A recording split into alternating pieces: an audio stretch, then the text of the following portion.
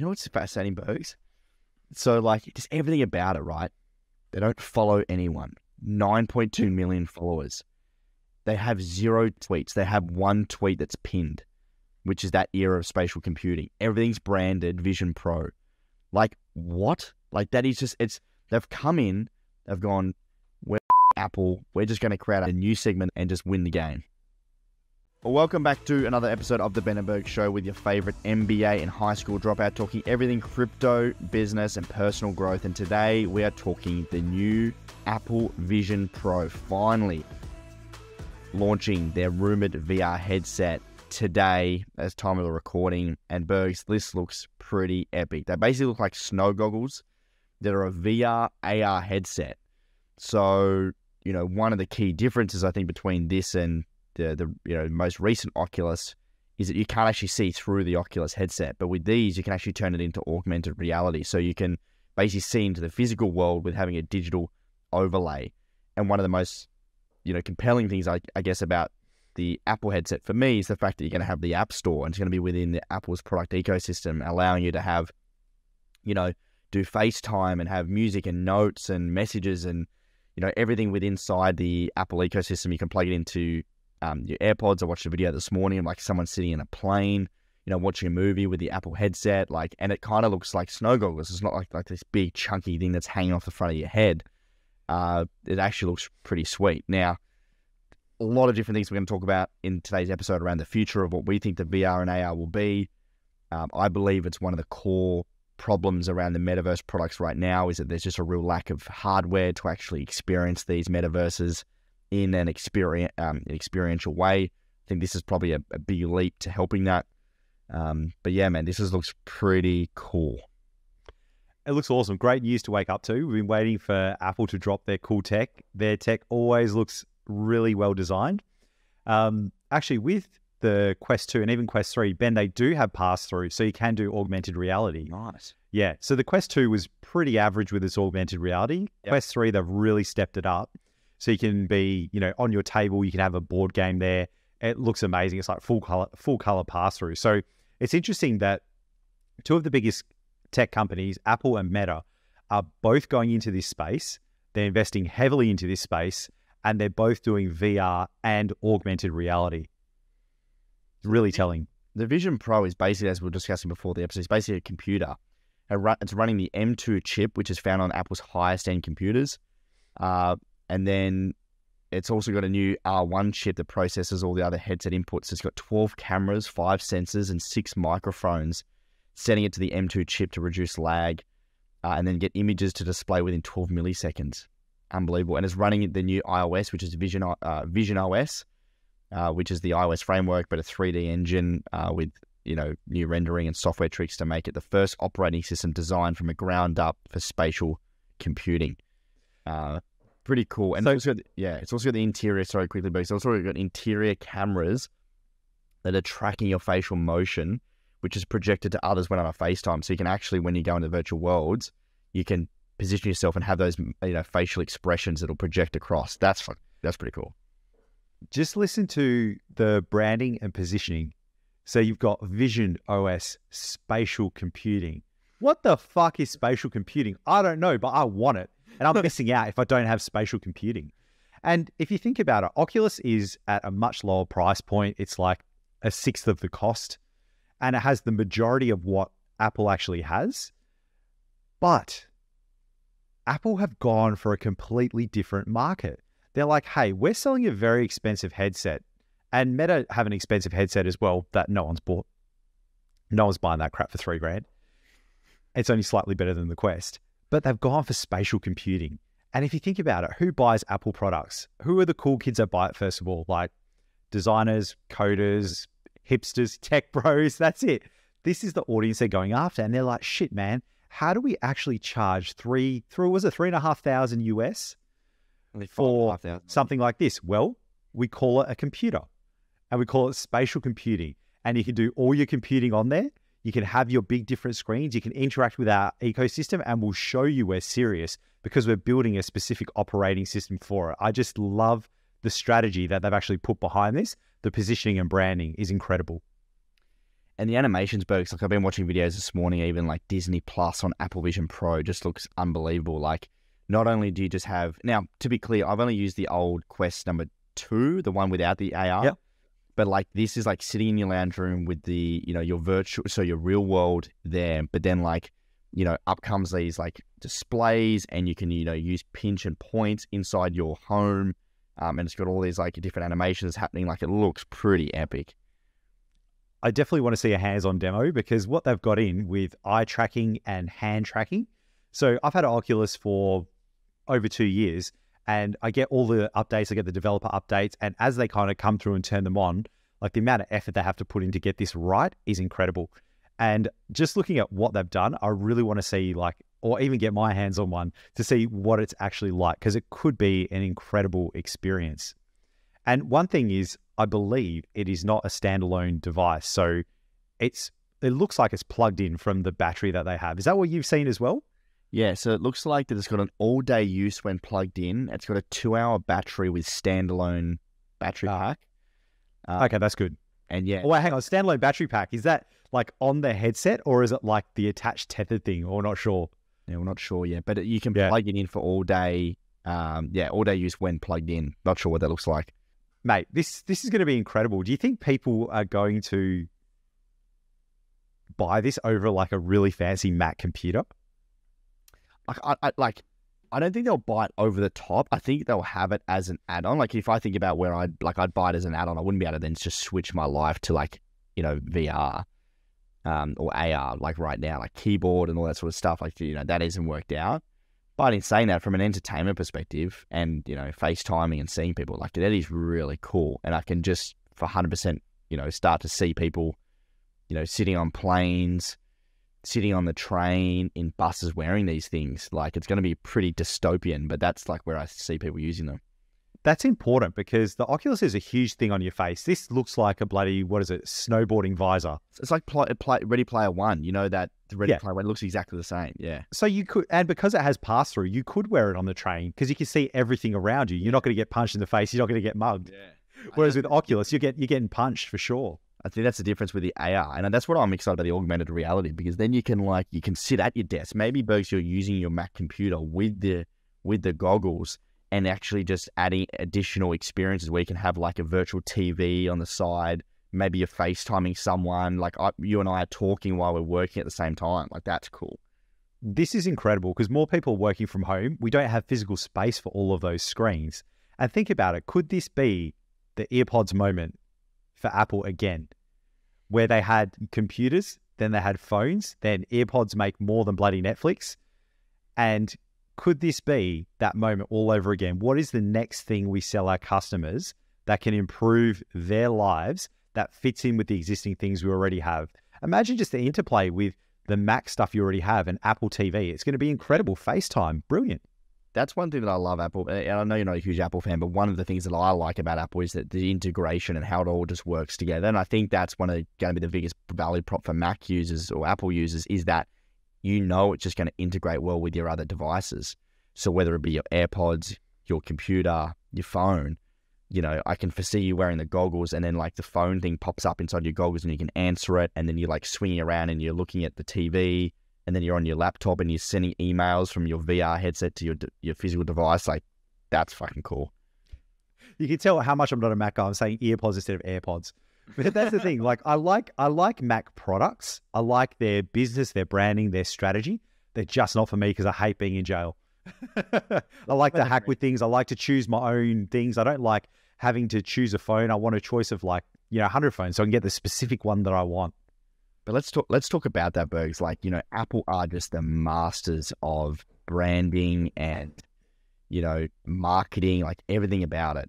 They've tweeted this morning when they launched this: the era of spatial computing is here, where digital content blends seamlessly with your physical space, so you can do the things you love in ways never before possible. This is Apple Vision Pro. Come on. So these guys are not a first mover in this space. So you've got things like, PlayStation has VR, you got Oculus, Meta, you have the Microsoft, whatever they had, that was right? crap. Heaps. But what have they done? They've come in and they've changed the game. And it's usually a first mover that can own the language and set the tone and direction. But this is an existing market. It's a red ocean. They've come in and they've gone, nah, upframe the whole thing and gone, This is spatial computing. And now all of their competitors have to keep up and either make something above Apple or defend against Apple what they have. So they're immediately right at the top within one day. Incredible. You know what's fascinating, Bergs? So just everything about it, right? You go to Apple right now, Apple's Twitter. They don't follow anyone. 9.2 million followers. They have 0 tweets. They've deleted all their tweets. They have one tweet that's pinned, which is that era of spatial computing. Everything's branded Vision Pro. What? That is just, they've come in, they've gone, we're fucking Apple. We're just going to create our own segment in a new segment that was created and just win the game. Absolutely. Look at that, mate. You got food and everything. Amazing. I wish I had that kind of service. It's unbelievable. Imagine just the kahunas on these guys. They just don't give a fuck. Oh, mate. This is when you've got a really honed company and you understand marketing. One thing that Apple do really well is marketing. Ever since they had that think differently, this is why we do something. Oh, and we also sell computers. So anyone that's interested in this, go look up a clip called Simon Sinek Why. So Simon, Sinek, why? And he goes through, people always talk about what they want to sell. It's I'll sell you a computer. It's no, you start with why. And the why for Apple is, we're Apple. We think differently. Everything we do is different. We think about consumers. We think about this. Oh, and we also sell computers. And by that point in time, you're ready to buy from them because it's about the feeling, the experience, the brand, the words around it. You just align with it. And immediately, it's not a product that I compare. It's just Apple and it's the best and I want it. Yeah, man. And Steve Jobs was the best at this. I remember watching a clip of him speaking to his, execs a number of years ago around the marketing and just how it's branding. It's about how it makes you feel. It's why people buy anything. It's the experience. It's the emotion. It's got nothing to do with, the tech behind it. Yes, that plays a part, but it's it's bigger than that. Oh, mate. Anyone listening, go also and watch Steve Jobs when he first demos the iPhone. It is a masterclass. It's about half an hour.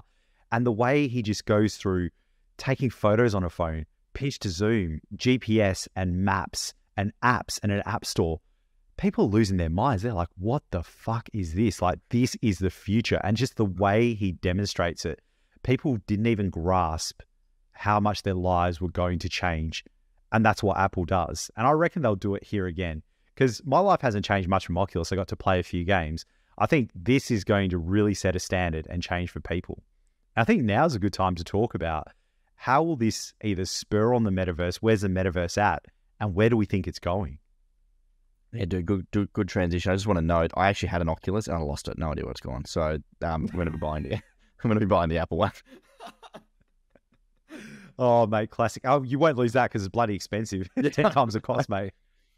So, we looked at the prices of Mana, right now, as of this morning, the date of recording down 10%. Now, also had to note that the Binance news also was released at the time today of recording as well. So that's had a fair whack on prices. It was pretty funny. I saw so many tweets yesterday around why you need to get on, Metaverse tokens, big 100Xs, bang, launch off the back of the Apple Metaverse launch, Apple VR launch, and they're just down 11%, just down bad. Exactly. And look at that. So I saw all those tweets as well, and I was like, you know what? That's actually a good play. And then I thought about it. I'm like, no, I'm not that guy. I'm at the moment buying BTC and ETH, and that's where I live. I'm not that guy that's constantly going to monitor things. And you didn't know what Apple was going to come out with. Everyone assumed it was going to be this, metaverse thing or games. No, they've gone for hardcore computing. They're going after a different market segment. And it's more of a business segment, I would say, than a consumer, because a lot of consumers can't afford $3,500, let alone 6,000 Australian. Yeah. And, so to be clear, this isn't available until next year in the US.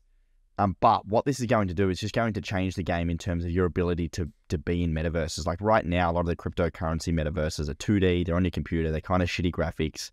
We're looking at this spatial computing idea. is where you're actually able to throw on goggles and enter the metaverse. Now, the biggest thing for me is why metaverses haven't taken off is that experience. Like, it's kind of shit. You go on, it looks like Lego, like it's bad.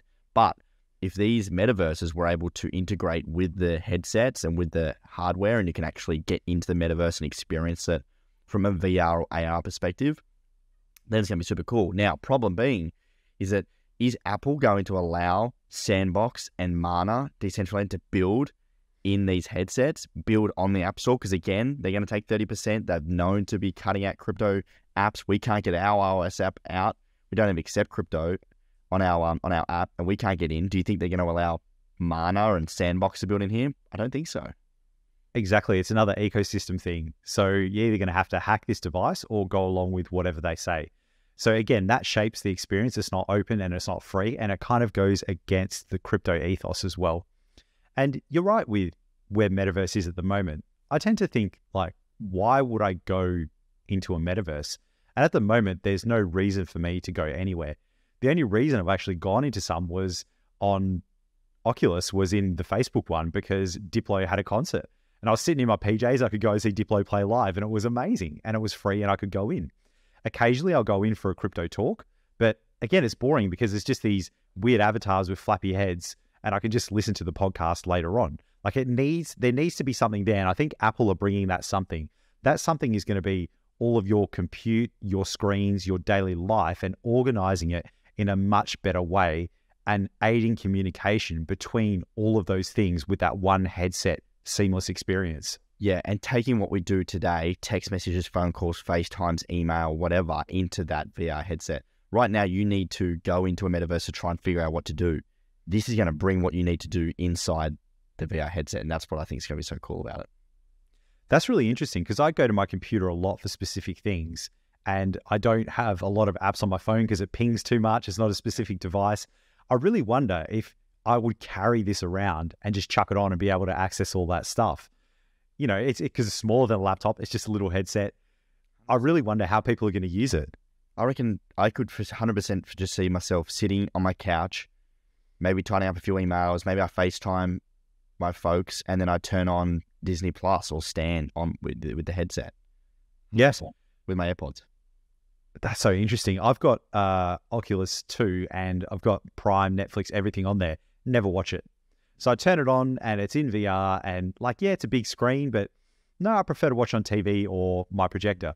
With this, completely different, because I could have AirPods in, I could have that, and let's say I'm, watching the little one, something like that, I could still see her. She could be watching something on TV. I could be watching something else in a different world, but I'm still being a parent and watching her at the same time. The use cases are really, really endless here. It's that integration into everyday life. I think that's where it needs to hit. Who knows if people are going to take it up? I guess we'll find out. Could you imagine this in schools where, like, the teacher's wearing it and all the kids are wearing it as well? And you have a small classroom, but then it's like infinite screens and things that you can do. You don't have to have individual iPads, hand them out to kids. You can interact with each other's screens and they don't bump into each other. Mate, maybe they're not even at school. Maybe they can school from home. Oh, mate, how good. And this is interesting. Look at the way we're talking now. I never remember talking this way about any of the headsets that have come out previously. And I wonder if this is the Apple effect and the hope it's given us and the way and the positioning it's actually done, or if it's actually, we've got hope in the new hardware that's come out. I just think I remember when I was wearing the Oculus 2, it was like, it just didn't integrate with anything. It hurt my head. It was kind of big. It was kind of like hurt my eyes, and I'd have to charge it. And like, I had to take phone calls. I need to go to the toilet, had to take it off. Like, it didn't integrate with your life. This, yes, you don't take off. How interesting. Yeah, you put it in a drawer and then you're like, oh, I have to take it out. I have to charge. I have to sit down somewhere. I have to make sure I don't hit things. Yeah. Whereas this, it's like, it's so funny what you just said. You wouldn't take this off to go to the toilet. No. You would literally just go to the toilet with it on. Maybe hit the privacy mode while you're doing it, but Like your phone though, like your phone is just an extension of your body. It's just an extension of your brain. I believe these goggles will be like an extension of your brain because you don't need to take them off. That's the key. With your phone, it's not a pain in the ass to get your phone out of the drawer, turn it on, it's slow or it's flat. It's always on. You're always connected. That's what makes it valuable. I'm now convinced that this is an AirPods moment. Because everyone was like, oh, AirPods are just fucking headphones. But then people put them in, they're like, oh my God, this is so free. I can talk to people. I've got it in my ears. I can't even feel it. And they all say, try it and it'll change your life. And I'm like, the fucking headphones, it's not going to change your life. and everyone just absolutely swears by them. You swear by them? Are they the goods? Oh, 100%. I've got them right here. Like I wear them all the time. Yeah, great. Yeah. And you probably couldn't do your life without them. And after you saying that, where it just, Apple products integrate with your life and they don't interfere, they're not over there in the corner. It's something that I need to have on me because it makes my life so much better. To the point where I stopped wearing the Apple Watch because it was too much. I was like, I can't get away. Like the Apple Watch was too much because I just get ping, ping, ping, ping all the time. Yeah. But, you know, Apple are crushing it, man. They were just checking their stock price up 3.7 for the last 5 days. I was just thinking in my head, the way we're talking, I'm like, mate, I need to look at some of the Apple shares now. I mean, the problem is, like, what's their market cap? Market cap is... It's huge, but they can keep crushing it. Brilliant. They're essentially their own bank. They have that much cash. Yeah, 100%. Amazing. Righto, mate. We might wrap it there. Thank you everyone for listening. If you like this episode, we'd love for you to share it with a friend. Let us know if you're going to get a VR headset. We'd love for you to know. I think I am, if I can afford whatever the hell the price is going to be next year. Probably to save up. I'll mortgage my house and get one, mate. Yeah, take out a loan. Thanks, everyone. We'll see you next episode. Thanks, folks. Thanks so much, champions.